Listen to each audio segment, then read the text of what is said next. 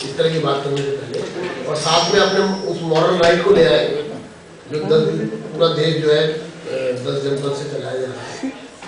Super prime minister जिसको क्या कहें, सुपर बॉस, ये जो आपने विषय रखा है अनधिकृत बस्तियों में निर्माण का। अनधिकृत बस्तियों में किसी भी प्रकार की एक्टिविटी का सीधे तौर पर नगर निगम से कोई संपर्क नहीं है। अनधिकृत बस्तियों में होने वाला निर्माण, उसके लिए लोगों को जो तंग किया जा रहा है या लोगों को रिपेयर तक नहीं करने दिया जा रहा, एक बड़ी विकट स्थिति है अनधिकृत बस्तियों में कि लोगों के मकान नीचे रहते हैं। सड़क है वो ऊंची हो गई है बाय द टाइम, और 2-2, 3-3 फीट मकान नीचे हो गए। अब जो ड्रेनेज है, जो बारिश का पानी है, जो बाकी कोई भी गंदगी है, वो लोगों के घरों में आ रही है क्योंकि सड़क ऊपर है और मकान नीचे है। वो लोग अपने गरीब लोग हैं, मकान अपना ऊपर करना चाहते हैं, उसकी इजाजत नहीं मिलती है। कहते हैं कि अगर आप मकान ऊपर करेंगे, ऊंचा उसको उसके लेवल पे लाएंगे तो आप उसको रिकंस्ट्रक्ट करें।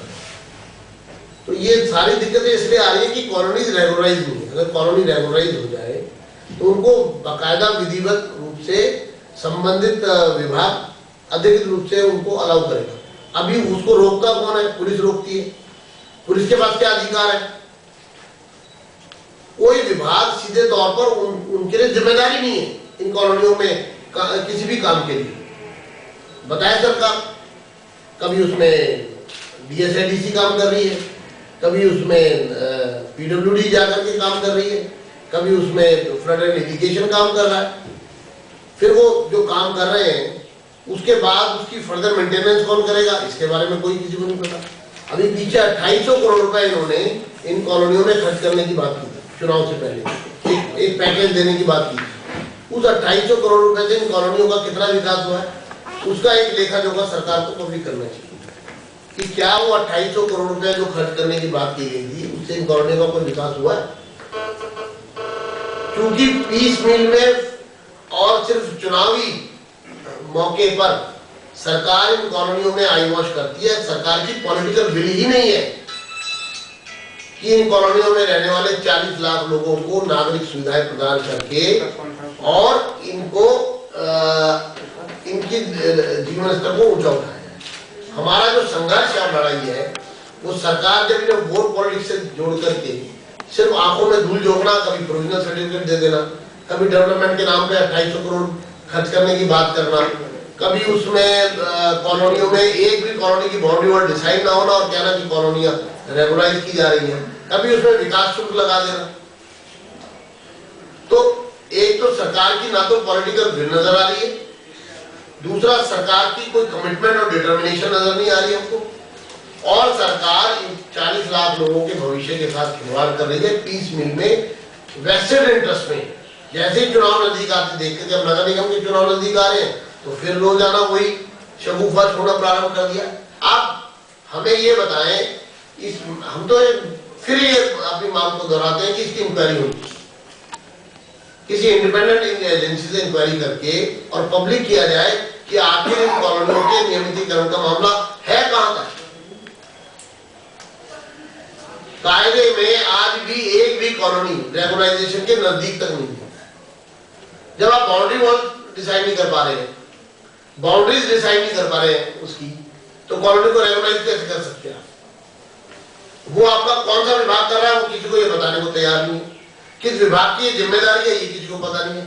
किस उस विभाग का कौन सा स्टाफ, कितना स्टाफ, कौन तो अधिकारी उसको देख रहा है। आखिर ये तो सरकार को पारदर्शिता अगर सरकार में है तो ये लोगों को पता लगना चाहिए। और आपने ये बाउंड्रीज डिसाइड करने का काम अपने हाथ में क्यों लिया?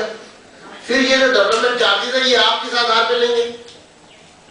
जब कॉलोनीज रेगुलराइज होंगी तो ये डेवलपमेंट चार्जेस उस पर खर्च करने का राइट आपको नहीं है, क्योंकि आपका जो जल विभाग है वो अलग से पैसे चार्ज कर रहा है कनेक्शन की, सीवेज विभाग अलग से चार्ज कर रहा है, इलेक्ट्रिसिटी के अलग से चार्जेस दिए जा रहे हैं। और जब नक्शा पास होगा मकान बनाने का तो 50 रुपए पर स्क्वायर मीटर अलग से चार्ज किया जाएगा।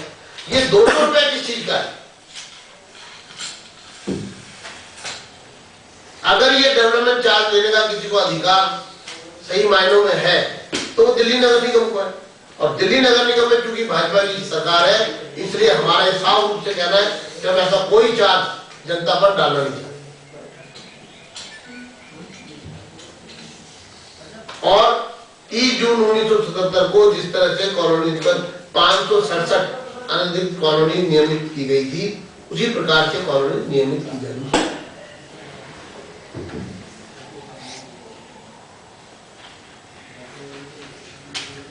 सर, शहरी विकास मंत्रालय में जो है 50 कॉलोनियों के लिए डाला गया है कि उनको रेगुलाइज करने के लिए, और 28 का डिनोटिफिकेशन किया है कि उसको रेगुलाइज किया जाएगा। मतलब वो आधार 58 टोटल कॉलोनीज का लेआउट दिल्ली सरकार के पास नवंबर 2010 से पेंडिंग है। पिछले लगभग 2 महीने में इन 58 कॉलोनी में से एक भी कॉलोनी की बाउंड्री डिसाइड नहीं, विषय है बाउंड्री डिसाइड करने का। मतलब सर, जो दिल्ली सरकार कह